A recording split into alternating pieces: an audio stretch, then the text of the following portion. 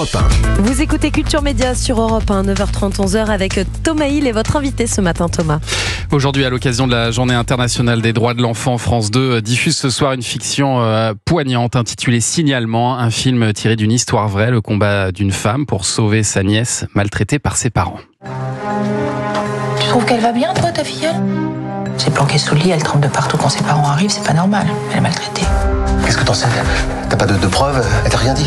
Mais je veux rester là, moi. Je veux que tu me gardes. Tu vas pas refaire un signalement? J'ai téléphoné je sais pas combien de fois, il s'est rien passé. Nous ne sommes pas la police, hein. Nous sommes l'aide sociale à l'enfance. Vous faites rien! Karine, t'as plus le droit de l'approcher. Ah ouais. Vous êtes ici pour dénonciation calomnieuse. Je la laisserai pas tomber! Je la laisserai pas tomber! Signalement, c'est ce soir sur France 2 avec Cécile Bois, avec Bruno Solo et avec vous, Odile Vuillemin. Alors vous tenez le mauvais rôle là, dans cette histoire, celui de Véronique.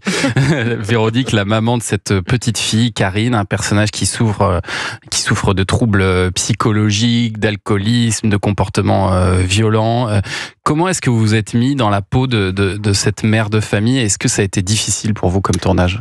Eh ben, en fait, contre toute attente, mis à part un petit Covid, non. Parce que c'est tellement... en fait, j'ai moins de mal à jouer ça que de jouer d'autres rôles que j'ai pu jouer où peut y avoir une projection plus facile. Là, c'est tellement, en fait, loin de moi qu'en fait, je ne peux pas me projeter, donc je peux pas faire de confusion déjà entre les nombreuses personnalités dans ma tête. Et du coup... comment dire, ça devient c'est pas que ça devient ludique, mais on est vraiment sur du jeu, sur quoi. La c'est composition, vraiment on est vraiment sur la composition, puis on était très extrêmement bien accompagné par Éric Métayer, qui est un directeur d'acteurs hors norme, qui sait vraiment ce qu'il veut, où il veut, il sait toujours où il est. Enfin, il est vraiment, moi c'est la première fois de ma carrière où j'ai pas eu envie d'arriver avec une force de proposition, parce qu'il avait déjà un tel univers que j'avais juste envie de me mettre au service d'eux. Et ça se sent que la direction d'acteur est très bonne, parce que vous êtes tous excellents dans ce on est assez mauvais. Ouais. Mais c'est pas toujours le cas dans tous les téléfilms. Je parle pas de vous en particulier, mais c'est vrai qu'il y a des téléfilms parfois où on se dit bon là le jeu, on sent qu'ils ont fait qu'une seule prise. Ouais, non, il est exceptionnel, là, mais tous les rôles en plus, quoi. Même je pense à l'hôpital, le gars qui attend, qui est bourré et tout ça. Enfin, il y a pas un personnage qui est à côté. Ouais. Et alors, on va suivre tout au long de ce film le combat donc de votre belle-sœur, jouée par Cécile Bois, qui veut signaler absolument que votre fille est en grave danger. Et cette histoire qui a été celle de Laurence Jambu, elle est terrible parce que elle arrive jamais à se faire entendre des services sociaux et de la justice. Et nous, on est là à se dire mais c'est pas possible en regardant ça. On se dit c'est terrible comme histoire. Ouais, c'est assez terrible d'incompréhension. Enfin, elle a quand même été arrêtée, mise en garde à vue. Elle a été elle-même, accusée de manipulation. Ouais. On lui a demandé de faire une expertise quasiment psychiatrique d'elle-même, etc. Enfin, c'est allé très très loin. Et surtout, on se confronte à un mur, quoi. Mais le film montre bien aussi les ambiguïtés de tout ça et comment ça peut dériver, comment les services sociaux sont submergés aussi. Bien sûr. Et que voilà, on n'arrive pas toujours là au bon endroit.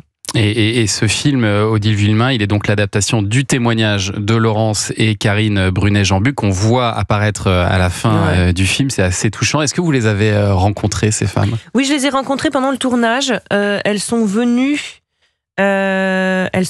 sur le tournage. On tournait une des premières séquences, la séquence d'enterrement de début. Ouais. Et alors moi je les avais pas rencontrées avant et j'avoue que je me suis retournée, elle m'a vue, elle me fait putain la vache, c'est la même. D'accord. Ah oui. Alors je lui ressemble pas du tout en vrai, mais du coup je sais pas, en tout cas ça a résonné pour elle. Vous avez dégagé. Oui, manifestement oui. Donc je l'ai pris pour un compliment, bien sûr, même si ça m'a un peu déstabilisée. Et on s'est vu, on a fait une projection à Rennes il y a pas très longtemps où je l'ai revue parce qu'elle a monté évidemment une association, elle se bat vraiment magnifiquement. Elles étaient heureuses du résultat? Ouais, elle est très touchée. Ouais. Alors, je sais pas si elle dira si elle aime pas, mais en tout cas, elle était très touchée. Ils l'ont montré aussi à leur entourage, justement à Rennes.